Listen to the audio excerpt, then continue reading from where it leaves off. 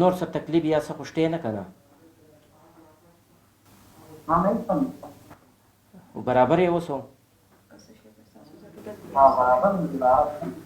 څه ضرورت یا څه شی په کار نه دي. د 14 ورځو د کوزدیرتي مرګري د کرونا یو مریض لیډي ریډنګ روغتون کې داخل دی خو د کرونا رنځ د حساسیت په وجه به د خپلوانو سره ملاقات ډیر په مشکله کېدو خو نن یاد روغتون کې د نوي نظام شروع کېدو په سبب د یو رشته دار متیو رحمان د سره په ویډیو لینک خبرې وکړي. د ملاقات نه پس متیو رحمان ډیوه ته وایي مطمئن شوم او کله چې غواړم خپل مریض سره ملاقات د دې لارې کولی شم. اول داسې چې د ملاقات دپاره هغه ځای ځکه صحیح نه دی چې هلته مسله داسې دی چې لکه نور بیماریان وي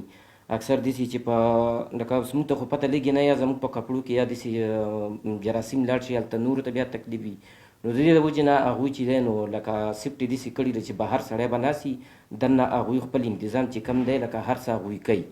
او ماشاءالله ډېر ښایسته انتظام یې کړی دی. ددغه روغتون د کرونا وارډ انچارج عارف خټک وایي د ویډیو لینک په ذریعه د مریض خپلوان نه یوازې خپل مریض سره خبرې اترې کولی شي بلکې د ډاکټرانو نظر هم پوښتلی شي چې د دوی د مریض څه حالت دی داروګان ورته څنګه ورکړی کیږي او دغه شان نورې پوښتنې وایي دې سره مریض او خپلوانو دواړو ته حوصله میلاو شي. تاسو یو پیشنټ اټینډنټ لا او پیشنټ ته یو سایکو تھراپي ورته ورکوي یو منټل تھراپي ورته ورکوي نو ما نشي خیال چې ډیزیز نه زیات لکه د دې اثر ډیر زیات دی نو مونږ دا اقدام واغوستو چې مونږ په ورځ کې 2 ټایمز سهار 8 نواله تر 10 پورې او د مازیګر 3 نواله 15 پورې دا ویډیو کال سیشن سٹارټ کړی دی دې لپاره سٹارټ کړی دی چې اټینډنټ ته هم مونږ یو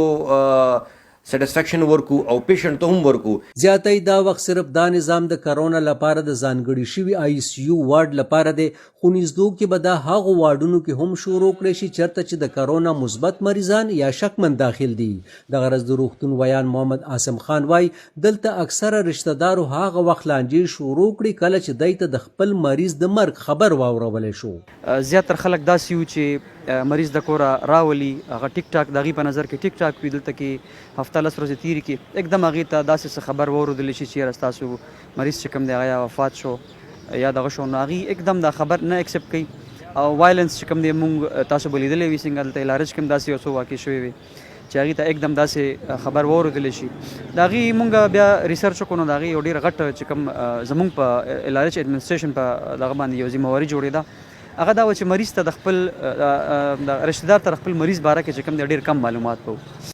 زیاتې دې سره به اوس د رشته دارو او مریض او د ډاکټرانو ترمنځ فاصلې را کمې شي او وایي هر څوک د تیرو 100 ورځو نه مریضانو کې اضافه لیدل کیږي خو هسپتال کې چې کم 100 کټونه مختص شوي هغه اوس 180 ته سیوا کړی شوي دي او دا وخت روغتون کې 8 د کرونا مریضان وارډ کې داخل دي او 40 ICU کې.